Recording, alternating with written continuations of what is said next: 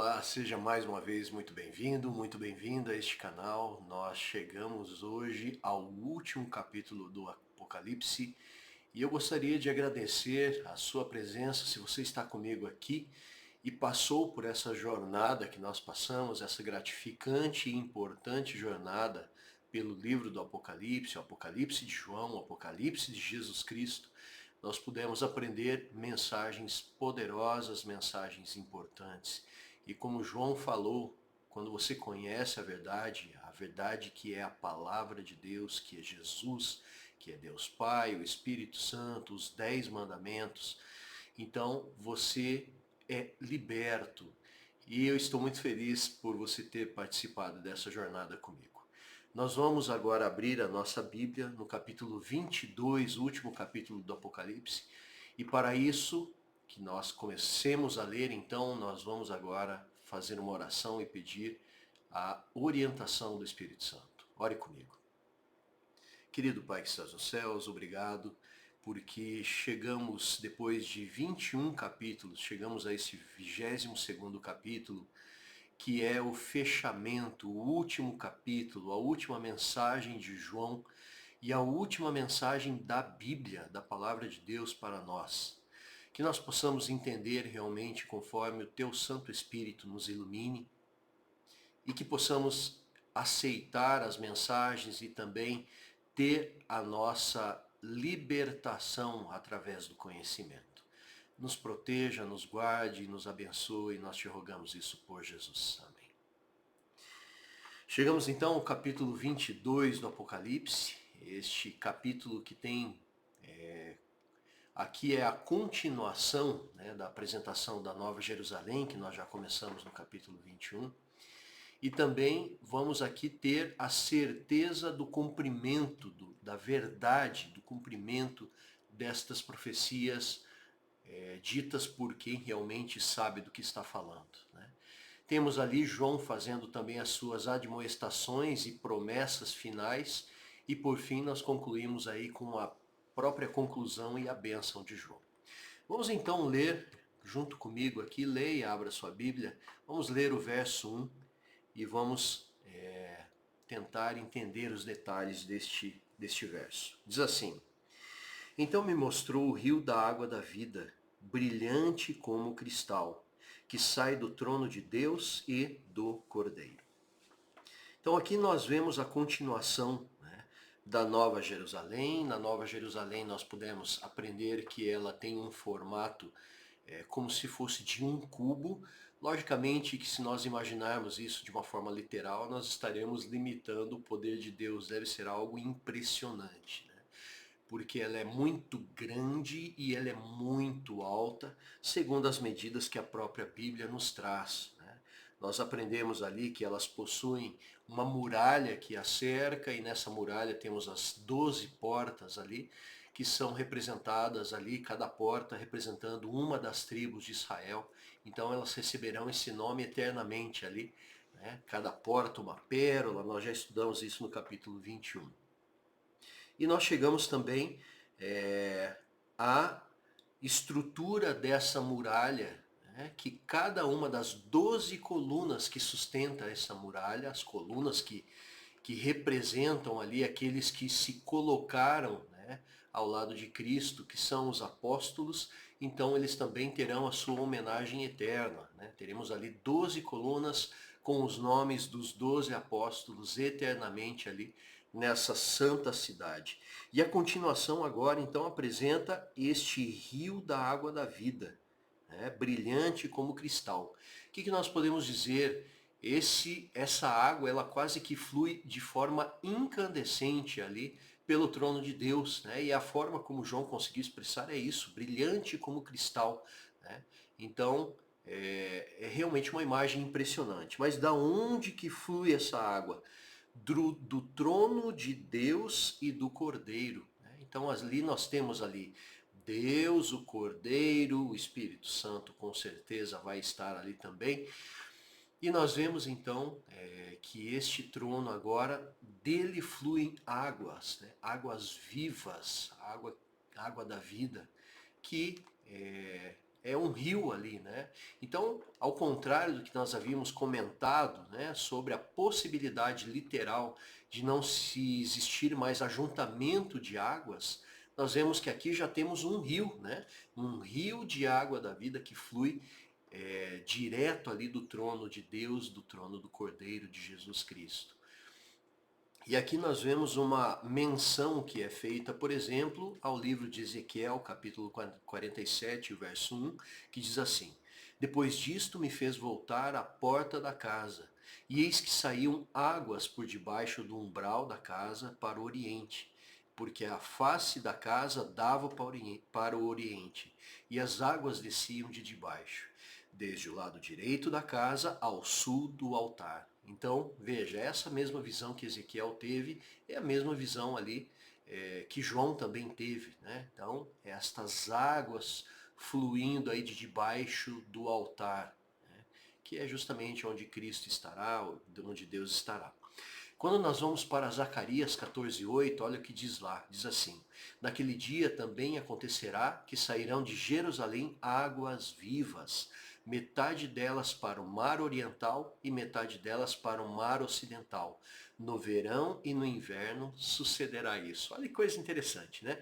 Então, se nós tínhamos aquela dúvida sobre o mar já não existe, né? Se aquilo era literal, simbólico, Zacarias aqui nos diz que haverá o mar oriental e o mar ocidental.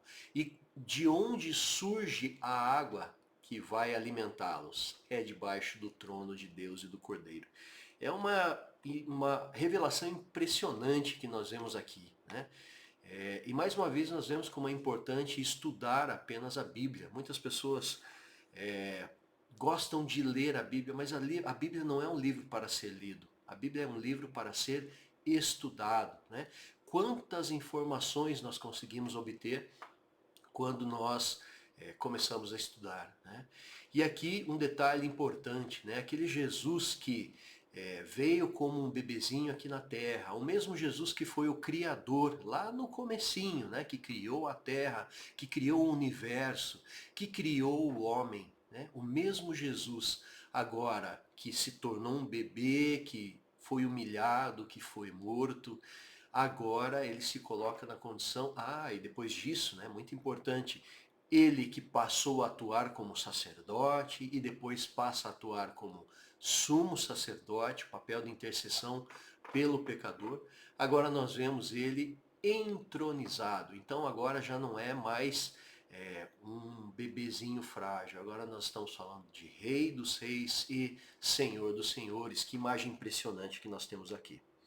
O verso 2 continua dizendo, diz assim: No meio de sua praça, de uma e outra margem do rio, está a árvore da vida, que produz 12 frutos, dando o seu fruto de mês em mês, e as folhas da árvore são para a cura dos povos. Olha que descrição impressionante, né?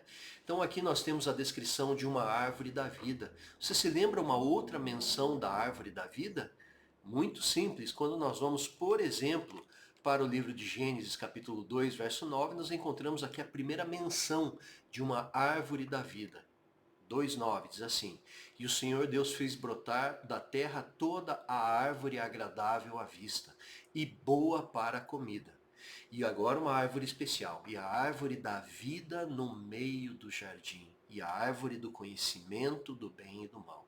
Então, uma árvore tinha por objetivo trazer simbolicamente ali a vida eterna, né? Ela era o símbolo que na realidade nós sabemos que Deus é o doador da vida, né? A vida eterna vem dele. Mas aqui ele colocou um símbolo, uma árvore com seus frutos. Né? E nós vemos aqui que essa árvore ela dá frutos de mês em mês. Então, sempre que você desejar se alimentar do fruto da vida eterna, da árvore da vida, né, ela sempre terá fruto, porque esse fruto ele não é sazonal, ele é mensal, né? Todos os meses ele irá dar frutos. E nós vemos aqui algumas menções sobre isso também no livro de Isaías, capítulo 66, 22 e 23, diz assim: Porque como os novos céus e a nova terra que hei de fazer estarão diante da minha face, diz o Senhor, assim também há de estar a vossa posteridade e o vosso nome. E será que desde uma lua nova até a outra, e desde um sábado até o outro, virá toda a carne adorar perante mim, diz o Senhor. Veja aqui nós temos novamente a menção do sábado, né? E alguns dizem que o sábado foi abolido, que agora o dia de guarda é o domingo, ou a sexta-feira, ou qualquer outro dia. Nós sabemos aqui que eternamente esse é o símbolo de Deus com o homem, né? É o sinal, é o selo de Deus, é o sábado. Isaías aqui confirma isso para nós.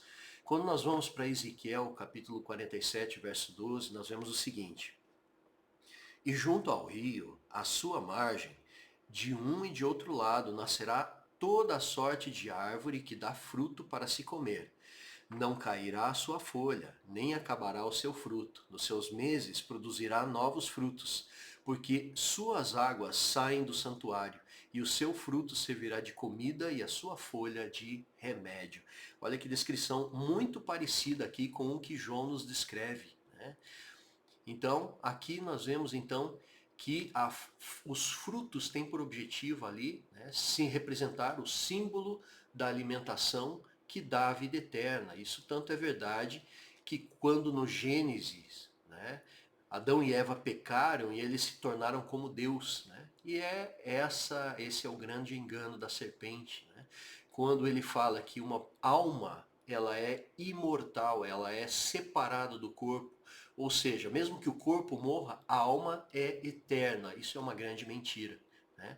E nós vimos que tanto isso era verdade, o que Deus estava falando e não o que Satanás estava falando, que eles, o primeiro casal, eles foram separados da árvore da vida e a consequência aconteceu, né? Eles vieram a morrer e terão isso aí, então, como um símbolo, né? Uma representação, então, de que Deus estava certo, né? A alma é mortal, mas existe a possibilidade da vida eterna. Agora eu te convido a refletir comigo sobre um aspecto curioso, né? Interessante que nós temos aqui neste verso do Apocalipse. Diz que as folhas da árvore são curas dos povos, são para a cura dos povos.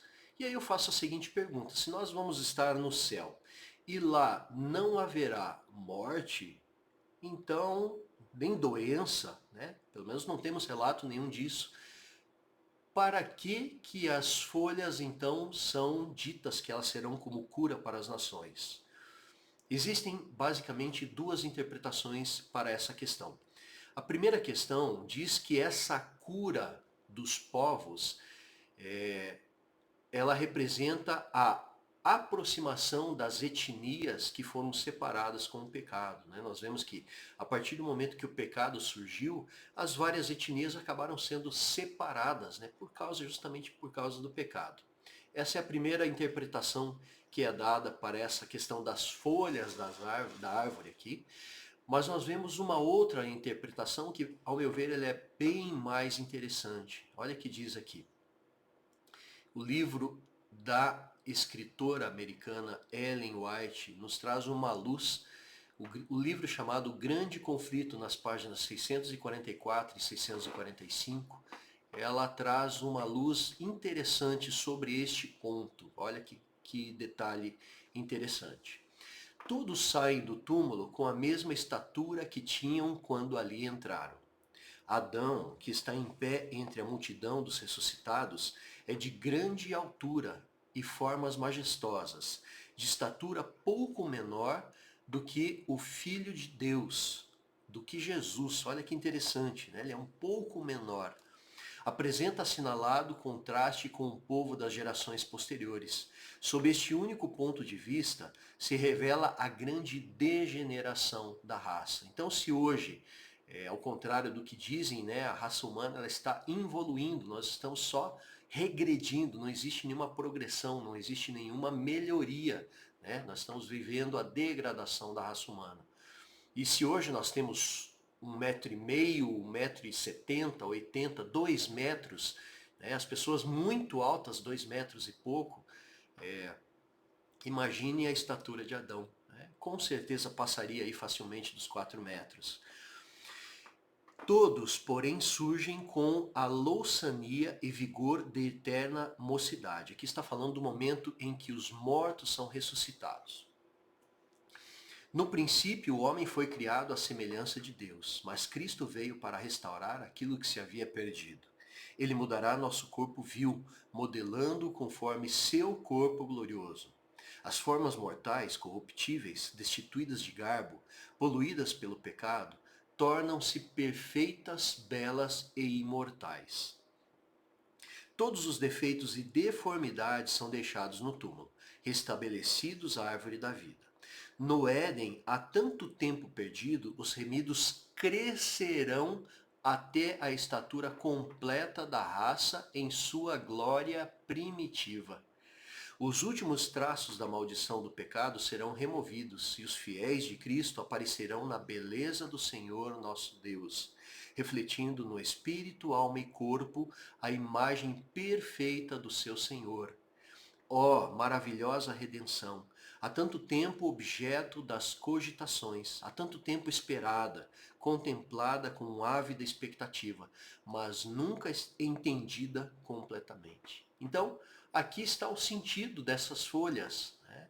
Então, embora os mortos sejam ressuscitados de uma forma gloriosa, eles voltarão a crescer até a estatura de Adão, ou até a estatura que Cristo determinar para nós, né? E as folhas então servirão para isso, servirão para o crescimento. Olha que revelação interessante.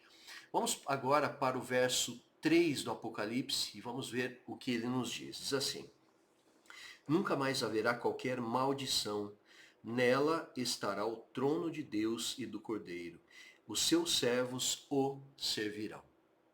Então, quando fala que ali não haverá mais maldição, né? Nenhuma maldição haverá, olha o que nos diz, por exemplo, Zacarias, capítulo 14, verso 11, diz assim: E habitarão nela, e não haverá mais destruição, porque Jerusalém habitará segura. Então agora, né, toda ameaça, todo problema, né, agora já deixa de existir, não há mais este problema universal, já deixa de existir então. Né? Vamos então para o verso 4, e diz assim: Contemplarão a sua face, a face de Cristo, a face de Deus, e na sua fronte está o nome dele. Olha que revelação interessante, né? Quando nós vemos essa expressão do verso 4, né, contemplarão a sua face, nós vemos o cumprimento do que Paulo nos revelou em 1 Coríntios capítulo 13, verso 12, que diz assim: Porque agora vemos por espelho em enigma, falando de Deus, né, através da sua revelação da palavra de Deus. Mas então veremos face a face. Agora conheço em parte, mas então conhecerei como também sou conhecido. Né? Então Deus, ele sempre quis habitar com o ser humano. Né? Imagina você poder olhar diretamente na face de Deus, agora já não mais a sombra como Moisés viu, né? Mas você verá Deus face a face. Que coisa incrível, que descrição impressionante que nós temos aqui. Verso 5 segue dizendo: Então já não haverá noite, e nem precisam eles da luz de candeia, nem da luz do sol, porque o Senhor Deus brilhará sobre eles, e reinarão pelos séculos dos séculos. Né? Então nós já vimos aqui, o próprio Apocalipse nos descreve que não existe mais a necessidade de sol, né? Fornecendo calor, fornecendo luz, né? Nem o sol durante o dia, nem a lua durante a noite. Mas nós vemos aqui, por exemplo, que Isaías nos descreve, né? Isaías capítulo 60, verso 19: Nunca mais te servirá o sol para a luz do dia, nem com o seu resplendor a lua te iluminará, mas o Senhor será a tua luz perpétua e o teu Deus a tua glória. Né? Então o brilho do próprio Deus aqui iluminará toda a cidade. Né? Mas será que não haverá mais sol nem lua? Na realidade, sim, mas eles já não serão responsáveis por esse brilho. Né? Por quê? Porque o próprio Deus, o próprio Cristo, eles iluminarão a cidade celestial. E aqui segue dizendo: reinarão pelos séculos dos séculos. Né? Nós vemos aqui um cumprimento também do que diz Daniel capítulo 7, versos 18 e também o verso 27. Diz assim: Mas os santos do Altíssimo receberão o reino e o possuirão para todo sempre e de eternidade em eternidade. E o reino e o domínio e a majestade dos reinos debaixo de todo o céu serão dados ao povo dos santos do Altíssimo. O seu reino será um reino eterno, e todos os domínios o servirão e lhe obedecerão. Então aqui nós estamos falando da eternidade, nada mais do que a eternidade, os séculos dos séculos. É isso que está dizendo para nós. Verso 6 agora nós temos então uma assinatura, quase que uma rúbrica que é dada aqui atestando a verdade dessas palavras. Olha o que diz o verso 6. Disse-me ainda, estas palavras são fiéis e verdadeiras. O próprio Cristo dizendo aqui: o Senhor, o Deus dos espíritos dos profetas, enviou seu anjo para mostrar aos seus servos as coisas que em breve devem acontecer. Então, aqui nós estamos vendo Deus falando que realmente ele atesta a veracidade destas palavras, as promessas de um Deus que jamais falhou. E ele não irá falhar, essa é uma garantia que nós temos do cumprimento desta profecia. E aqui segue dizendo, Deus dos espíritos dos profetas. E aqui nós precisamos entender que não está se falando aqui da dualidade de Platão, o dualismo de Platão, em que, segundo Platão, o corpo é separado do espírito, ou a alma é separada do corpo, está presa, aprisionada ao corpo. Isso não é bíblico. O que a Bíblia diz é que quando Deus criou o homem, ele soprou nas suas narinas e ele passou a ser a alma vivente. Ele não passou a ter uma alma vivente. Então, quando você tem o corpo mais o espírito, o fôlego da vida, você tem uma alma vivente. A partir do momento que a pessoa morre, deixa-se de existir, porque é quebrado, a pessoa perde ali o que foi a união da alma com o corpo e agora ela volta. Por isso que diz o fôlego, o espírito, o pneuma, está falando desta expressão hebraica, do pneuma, que é o fôlego da vida. E é disso que está falando, não está falando de espíritos que voam, perambulam sem corpo por aí. Isso não é bíblico, isso é uma representação do que Satanás falou lá no começo. Ele falou que certamente não morrerás. Se Deus falou certamente morrerás. E essa mentira continua sendo propagada hoje, quando as pessoas falam que a alma está separada, viva, vivendo eternamente. Isso é uma grande mentira. Biblicamente não tem apoio nenhum. Vamos então agora para o verso 7. Ainda Deus falando, Jesus Cristo falando, diz assim: Eis que venho sem demora. Bem-aventurado aquele que guarda as palavras da profecia deste livro. Então, quando ele fala venho sem demora, ele está falando que existe um tempo determinado, existe um momento certo. Parece que está demorando, mas existe um tempo determinado. E aí a palavra nos diz bem-aventurado. E aqui nós temos uma referência ao que João falou ali no começo, Apocalipse capítulo 1, verso 3, diz assim: Bem-aventurado aquele que lê e os que ouvem as palavras desta profecia e guardam as coisas que nela estão escritas, porque o tempo está próximo. Então não adianta apenas ler, Você tem que ouvir as palavras, isso tem que internalizar em você, e então, a partir do momento que você guarda, você se torna bem-aventurado. E aí, essa é a promessa que tanto João quanto o próprio Jesus nos fazem, Bem-aventurado, feliz, aquele que poderá desfrutar da eternidade com Cristo ali. Vamos para o verso 8. E agora nós vemos então João dando o seu testemunho também. Verso 8 diz assim: Eu, João, sou quem ouviu e viu estas coisas. E quando as ouvi e vi, prostrei-me ante os pés do anjo que me mostrou estas coisas para adorá-lo.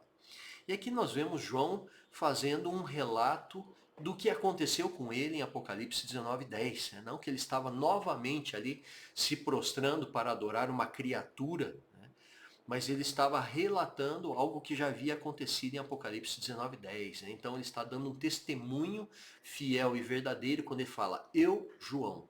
Né? Então Cristo assina a veracidade deste testemunho e João também assina a veracidade desse testemunho. Né? E ali ele relata que quando ele prostrou-se para adorar o anjo, que é uma criatura, é um ser criado, né? Qual que foi a atitude do anjo? Ele recusou a adoração.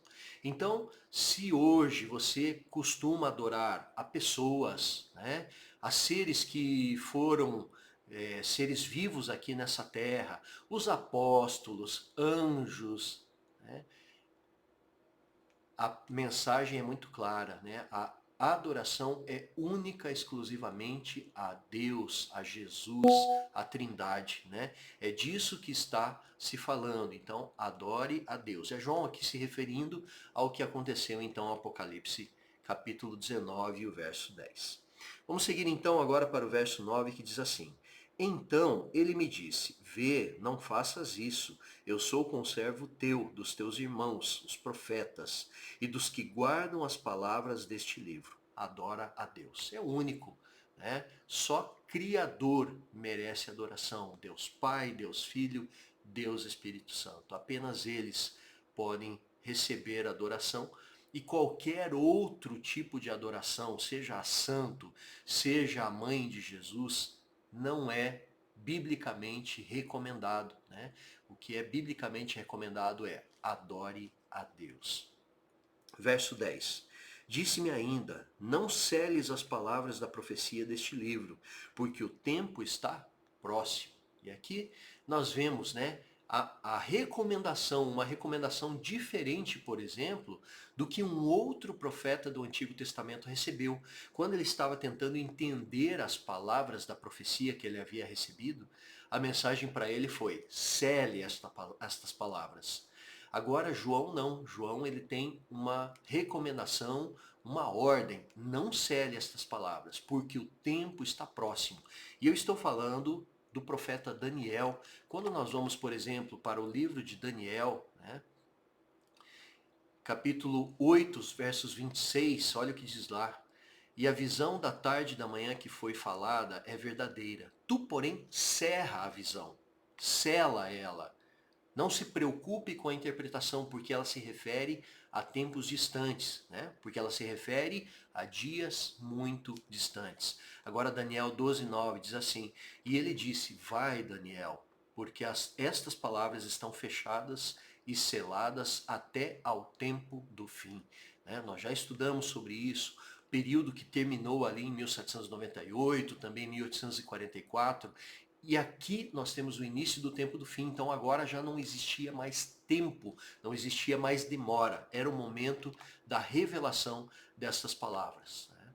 Verso 11 agora de Apocalipse, capítulo 22, diz assim, continue o injusto fazendo injustiça, continue o imundo ainda sendo imundo, o justo continue na prática da justiça, e o santo continue a santificar-se.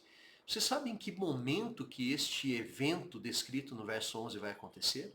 O momento em que não haverá mais a possibilidade de que o ímpio seja salvo e de que o salvo se perca. Já não haverá mais essa possibilidade. Você sabe, lembra em que momento isso irá acontecer? Após o selamento. Né? Em que aqueles que receberão o selo de Deus, nós já entendemos que o selo de Deus é o sábado bíblico, que é tão desprezado hoje. Né? Mas estava escrito em tábuas de pedra, representando a eternidade.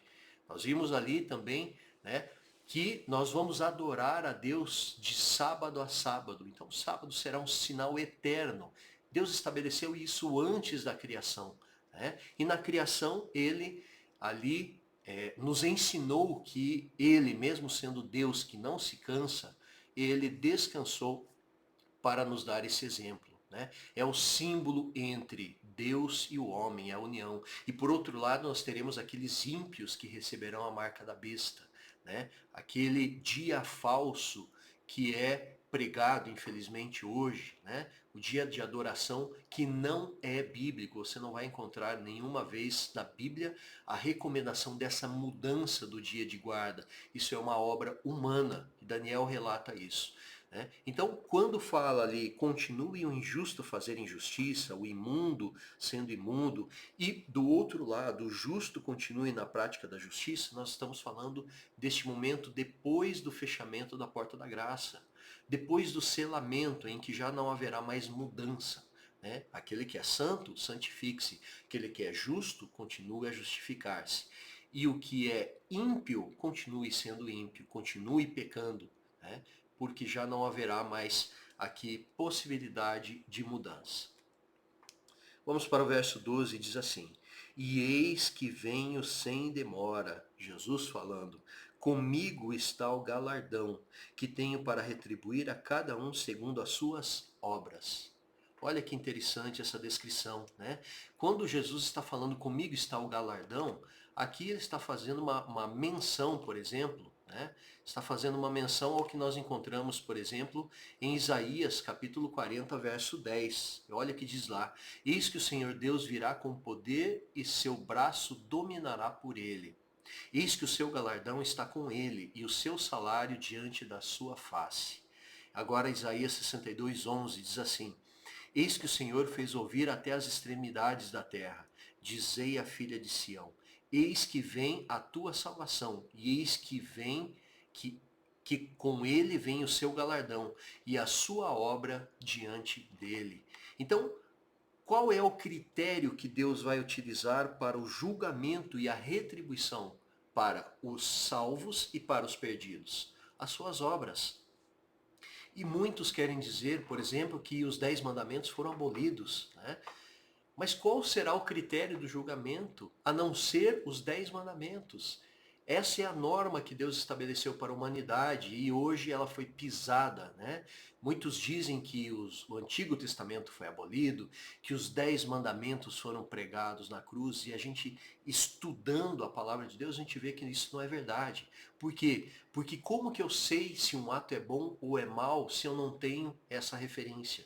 Se tira-se a lei, você perde essa referência. E esse nós vemos aqui que será o critério. Né?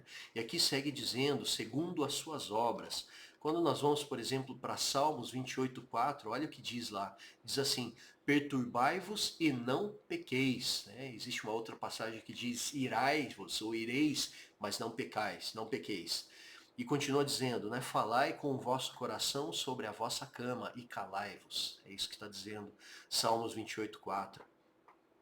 E quando nós vamos para 2 Coríntios 5:10, olha que revelação impressionante que nós encontramos lá. Porque todos devemos comparecer ante o tribunal de Cristo, para que cada um receba segundo o que tiver feito por meio do corpo, ou bem ou mal. Sabe o que João está dizendo aqui? Ele está dizendo que a partir do momento em que uma pessoa morre, o Paulo está falando, a partir do momento que uma pessoa morre, o próximo abrir de olhos que essa pessoa terá, com consciência, será para o julgamento, será para o juízo. Então, quando dizem que a alma é imortal, que a pessoa morre e já vai direto para o céu, isso não é bíblico. Quando dizem que a pessoa vai para o céu, para o inferno, para o purgatório no momento que morre, isso também não é bíblico. E quando nós vemos então pessoas dizendo que uma alma reencarna, nós estamos falando de algo que não é bíblico. A Bíblia não apresenta esse tipo de verdade. Vamos seguir então agora para o que Deus diz ali. Deus irá pesar atos bons versus atos maus. Existe uma compreensão, né, que no momento do juízo Deus colocará em uma balança, né, aquelas balanças antigas, né, que quando eu elevo um lado o outro abaixa, né, nós teremos aqui de um lado atos bons, do outro lado atos maus. Se os atos bons pesarem mais que os atos maus, a pessoa está salva. Né? Alguns entendem dessa forma. Ou o contrário, a pessoa está perdida. Mas será que é isso que a palavra de Deus nos diz? E aqui nós vemos uma revelação muito interessante. Né? Quando que entra a graça de Cristo? Quando você reconhece que Jesus é o Filho de Deus, é o teu Salvador e você se batiza, você passa por um processo chamado justificação. O que é a justificação?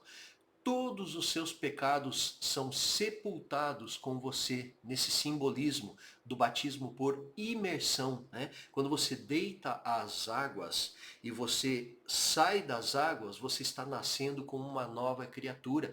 E o simbolismo é que os teus pecados ficam ali. É isso que representa o batismo, né?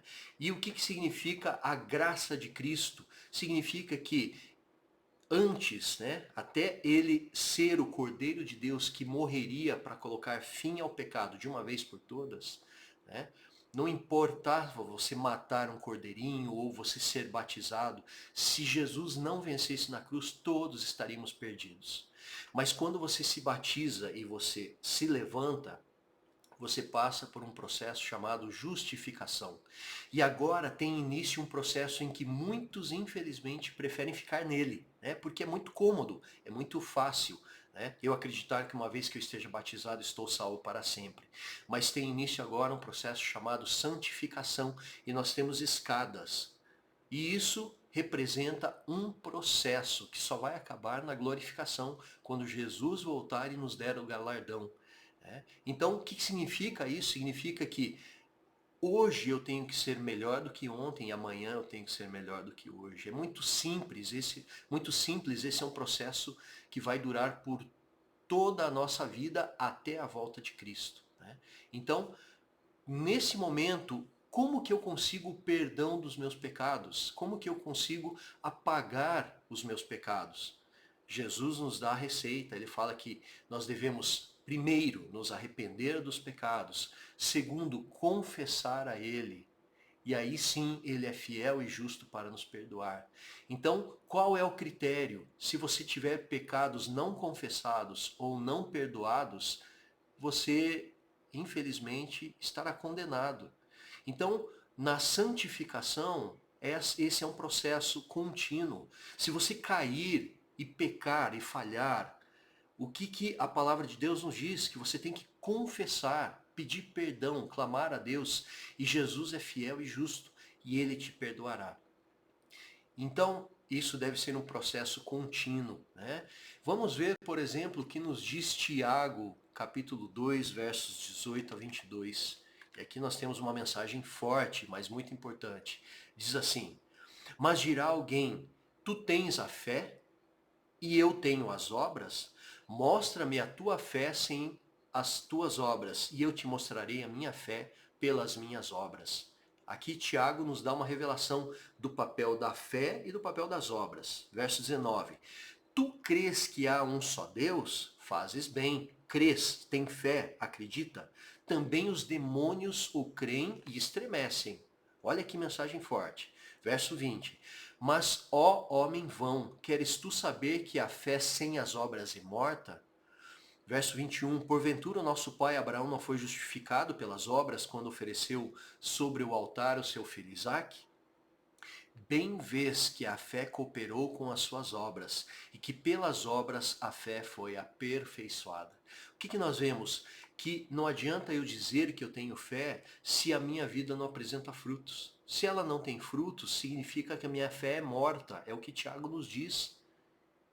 Nós devemos viver em uma realidade que demonstre tanto a fé em Cristo quanto obras. Os frutos do Espírito devem surgir na nossa vida, senão existe algo errado. Nós precisamos nos atentar, é uma mensagem poderosa essa que Tiago tem para nos dar. As obras têm o poder de salvação? Não, elas não têm o poder de salvação. Quem salva é Cristo, unicamente. Através da sua morte, da sua ressurreição, o pagamento do preço foi dado por Cristo. Isso é a graça. Quando você se batiza, você está provando na essência o que é a graça de Cristo. Mas a partir deste momento, os frutos do Espírito devem surgir na tua vida. E isso é um processo, é muito importante essa mensagem. E se alguém fala algo diferente disso, está indo contra o que a palavra de Deus nos diz. Vamos agora para o verso 13 do Apocalipse. Diz assim, o próprio Cristo dizendo: eu sou o alfa e o ômega, o primeiro e o último, o princípio e o fim. né? Então aqui, quando Jesus está falando isso, ele está fazendo uma menção ao que nós encontramos, por exemplo, em Isaías 44:6, Antigo Testamento, diz assim: Assim diz o Senhor, Rei de Israel, e seu Redentor, o Senhor dos Exércitos: Eu sou o primeiro, eu sou o último, e fora de mim não há Deus, não existe salvação, não existe Deus fora de Cristo. Isaías 48:12 diz assim: Dá-me ouvidos, ó Jacó, e tu, ó Israel, a quem chamei, eu sou o mesmo, eu, o primeiro e também o último. E aqui, quando Jesus está falando sobre primeiro e último, ele não está falando que todos morrerão e ele será o último a estar vivo. Não é isso. Mas ele está falando que existe uma eternidade alfa, antes do pecado, e uma eternidade ômega, fim, né? Que é ali o momento posterior, quando Cristo voltar à terra, quando Cristo punir de uma vez por todas os ímpios, os que rejeitarem o seu evangelho. Então nós entraremos aqui na eternidade ômega, né? Isso é o fim que não acaba. É isso que a palavra de Deus está falando. Vamos para o verso 14 de Apocalipse. Diz assim: Bem-aventurado aqueles que lavam as suas vestiduras no sangue do Cordeiro, para que lhes assista o direito à árvore da vida e entrem na cidade pelas portas. Então, aqui nós vemos, né, que só existe a salvação quando as pessoas lavam as suas vestes no sangue do Cordeiro. O que é isso? É você aceitar que você é pecador, confessar os seus pecados, se arrepender e mudar a sua vida com a ajuda do Espírito Santo, né? Isso é lavar as suas vestes, é você ter a sua vida transformada.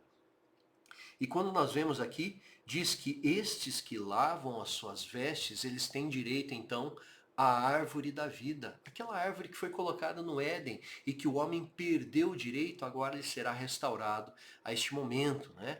Quando nós vamos para Gênesis 2:9, nós vemos essa menção. E o Senhor Deus fez brotar da terra toda a árvore agradável à vista e boa para a comida, e a árvore da vida no meio do jardim, e a árvore do conhecimento do bem e do mal, né? Então, naquele momento era necessário que, perante o processo judicial eterno, existisse essa árvore do conhecimento do bem e do mal. Mas na Canaã Celestial, na Nova Jerusalém, não haverá mais essa árvore, não haverá mais um teste, não existe mais essa necessidade, porque os homens já puderam perceber quão mal é o pecado, quão mal é afastar-se de Deus. Gênesis 3:22 diz assim: Então disse o Senhor Deus: Eis que o homem é como um de nós, sabendo o bem e o mal. Ora, para que não estenda a sua mão e tome também da árvore da vida e coma e viva eternamente. Naquele momento em que realmente, como Satanás havia falado, os olhos dos homens abriram-se e eles puderam conhecer o que é o mal, eles também puderam conhecer as consequências terríveis do seu pecado, né? E agora aqui realmente está, essa é a verdade que Satanás quer oferecer, né? Então, o pecado levou à morte, né? E para aqueles que rejeitarem a morte de Cristo, o sacrifício de Cristo na cruz, este é um castigo eterno que irá acontecer. Vamos seguir então para o verso 15, que diz assim: Fora ficam os cães, os feiticeiros, os impuros, os assassinos, os idólatras e todo aquele que ama e pratica a mentira. Mas será que Jesus está falando de cães literais, de animais literais? Do que será que Jesus está falando, né? Será que nós entendemos ali que os feiticeiros, os que praticam qualquer tipo de feitiçaria, nós vemos hoje Hollywood, infelizmente, propagando esses tipos de atos abomináveis a Deus, inclusive em filmes para crianças, né? Nós vemos que estes ficarão fora, os impuros, os assassinos, idólatras, né? E aonde que estão essas referências? Quem são os impuros? Os 10 mandamentos, os 10 mandamentos originais. É lá que nós temos, né? Os assassinos, aonde que diz que não pode matar? Os 10 mandamentos. Idólatras, não terás outros deuses diante de mim. Onde que eu tenho isso? Nos 10 mandamentos. Aquele que ama e pratica mentira, aonde que eu tenho essa referência? Nos 10 mandamentos, né? Mas vamos voltar a esse aspecto dos cães. Será que está falando que apenas os cachorrinhos não vão entrar no céu? Não, não é isso que Deus está nos revelando, né? Esse símbolo, cães, é um símbolo pejorativo que era muito comum na época de João, né? E para nós entendermos do que se trata essa representação de cães, vamos para Filipenses capítulo 3, verso 2. E olha o que diz lá. Muito interessante, né? Guardai-vos dos cães, guardai-vos dos maus obreiros, guardai-vos da circuncisão. Né? Então, Paulo está falando aos filipenses aqui que essa representação dos cães são aqueles maus obreiros, aqueles que receberam o evangelho, mas passam ele para frente de uma forma distorcida, ou não passam para frente, né? Querem guardar para si, ou às vezes nem guardam para si, não praticam as obras desse evangelho. Esses são os cães, os maus obreiros. Né? Então a própria palavra de Deus revela esses símbolos que nós encontramos no Apocalipse. Vamos para o verso 16. Eu, Jesus, enviei o meu anjo para vos testificar estas coisas às igrejas. Eu sou a raiz e a geração de Davi, a brilhante estrela da manhã. E aqui, veja, Jesus está fazendo mais uma vez menção ao Antigo Testamento, né? Quando nós vemos aqui Isaías profetizando a vinda de Jesus, Isaías 11, verso 1, e nós vemos ele dizendo: porque brotará um rebento do tronco de Jessé, e as suas raízes, e das suas raízes um renovo frutificará. Aqui Isaías profetizando a vinda de Cristo, né? Então, ele nasceria dessa descendência, dessa linhagem de Jessé, que era pai de Davi. Então nós vemos essa referência aqui. E segue dizendo: brilhante estrela da manhã, aqui também é uma referência a Números, capítulo 24, verso 17. Diz assim: vê-lo-ei, mas não agora. Contemplá-lo-ei, mas não de perto. Uma estrela procederá de Jacó, e um cetro subirá de Israel, que ferirá os termos dos moabitas, e destruirá todos os filhos de Sete. Então aqui vemos então mais uma vez a profecia sobre o nascimento de Cristo, que é feito aqui em Números 24. Né? Então, é essa relação direta que existe entre o Novo Testamento e o Velho Testamento. E se alguém diz que o Velho Testamento foi abolido, não existe apoio bíblico para isso, não existe respaldo bíblico, né? Porque o próprio Jesus seguiu a lei e os profetas, dando um testemunho para nós que isso era importante. Vamos para o verso 17, diz assim: o Espírito e a noiva dizem: vem. Aquele que ouve, diga: vem. Aquele que tem sede, venha. E quem quiser, receba de graça a água da vida. Né? Aquele que tem sede, venha. Quando Cristo está falando o Espírito Santo, e a noiva, o povo de Deus, o remanescente, e também a Nova Jerusalém, o convite é: venha, aceite essa mensagem, não rejeite essa mensagem. Embora o Apocalipse apresente aqui muitos flagelos, muitas pragas, muitos fenômenos terríveis, ele também faz o convite: você não precisa passar por isso. Aceite o Evangelho, aceite a mensagem, transforme a sua vida, seja batizado, passe pelo processo da santificação e lá no final você receberá a vida eterna. Olha o que nos diz, por exemplo, Isaías 55:1, diz assim: ó vós, todos os que tendes sede, vinde às águas, e os que não tendes dinheiro, vinde, comprai e comei. Sim, vinde e comprai, sem dinheiro e sem preço, vinho e leite. O que Isaías está falando aqui? Está falando da graça.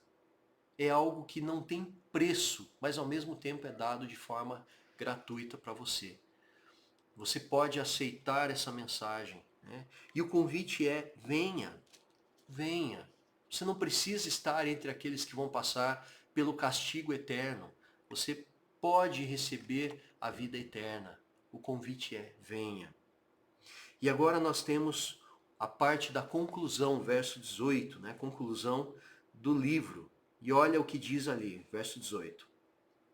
Eu, a todo aquele que ouve as palavras da profecia deste livro, testifico. Se alguém lhes fizer qualquer acréscimo, Deus lhe acrescentará os flagelos escritos neste livro. Então, adicionar qualquer coisa ao que está sendo dito aqui é adicionar também flagelos, pragas, castigo eterno. É isso que está dizendo aqui. Verso 19: E se alguém tirar qualquer coisa das palavras do livro desta profecia, Deus tirará a sua parte da árvore da vida, da cidade santa e das coisas que se acham escritas neste livro. E nós vemos que historicamente, infelizmente, muitas coisas da Bíblia foram mudadas por um poder humano que se intitula um poder divino, né? Que se auto-intitula um poder divino, mas é condenado pela palavra de Deus, é condenado esse poder. Então, se você adiciona ou se você remove coisas da palavra de Deus, nós vemos que os castigos serão adicionados ou você terá a sua vida eterna removida também. E aí quando fala, né, a remoção, nós vemos aqui uma menção aqui, esses dois versos, ao que diz Deuteronômios, capítulo 4, verso 2. Não acrescentareis a palavra que vos mando, nem diminuireis dela, para que guardeis os mandamentos do Senhor vosso Deus, que eu vos mando. O que está dizendo aqui? Os 10 mandamentos. Esses são mandamentos eternos, que não mudam e não podem ser modificados. Eu não posso tirar mandamentos como historicamente isso aconteceu, ou mudar mandamentos, né? Quando o dia de guarda que Deus estabeleceu era o sábado, foi de repente mudado para o domingo. Quando o sinal de adoração a ídolos foi retirado da Bíblia, né? A orientação que não poderia ser feito isso. É o que Deuteronômio está nos falando. Deuteronômio 12, 32. Tudo o que eu te ordeno observarás para fazer, nada lhe acrescentarás nem diminuirás. Aqui em concordância direta com o livro do Apocalipse. É isso que está dizendo. Vamos para o verso 20, diz assim: Aquele que dá testemunho dessas coisas diz: Certamente venho sem demora. Amém. Vem, Senhor Jesus. É o Senhor Jesus que está falando que ele virá sem demora. Quando você olha os sinais, quando você vê a ciência falando que não existirá água, não existirá alimento num futuro muito próximo, e quando você vê a Bíblia falando que Jesus está voltando em breve, será que isso não deve servir de sinal de alerta para você? Nós vemos lados opostos dizendo que o mundo está chegando ao seu fim, que o relógio do Apocalipse, que a ciência prega, né, ele está ali nos seus últimos minutos. Nós vemos uma terra mostrando claramente que Jesus está voltando. Será que isso não é o suficiente para despertar, para provocar uma transformação, uma preparação na sua vida? Nós passamos por tantos detalhes, tantas informações relevantes. É Deus falando para você que existe um mapa, existe um caminho que deve ser seguido e você precisa seguir esse caminho. Deus está falando: aceite, venha, reconheça o seu pecado, confesse, clame a Jesus pelo perdão e Ele é fiel e justo em te perdoar. E Ele diz: venho sem demora. O tempo da vinda de Jesus está se aproximando rapidamente. O mundo está mostrando isso, a natureza está mostrando isso. O amor está se esfriando, né? Jesus falou que essa seria uma das características do final dos tempos. E o último sinal dado em Mateus é que o evangelho do reino será pregado para toda a tribo, a toda a língua, a toda a nação, e então virá o fim. Meu querido, minha querida, falta muito pouco para que isso aconteça. E quando isso acontecer, então virá o fim, e a separação entre o joio e o trigo irá acontecer. Você quer ser trigo ou você quer ser joio? Lembre-se que o joio será atado em feixes e será lançado no fogo. Este é o convite que o Apocalipse nos faz. E aqui nós vemos no verso 21 a bênção final. A graça do Senhor Jesus seja com todos. Nós passamos por tanto aprendizado. E o meu desejo sincero é que isso produza mudanças na sua vida. Que você aceite essa mensagem, não aceite tradições humanas, aceite a palavra de Deus. Este é o mapa que conduz à vida eterna. A partir do momento que você seguir esse caminho, certamente você chegará a Canaã Celestial, a Nova Jerusalém. Que Deus te abençoe, que Deus transforme a sua vida, que ao final você seja salvo, você faça parte do remanescente fiel. Este é o meu desejo para você. Amém.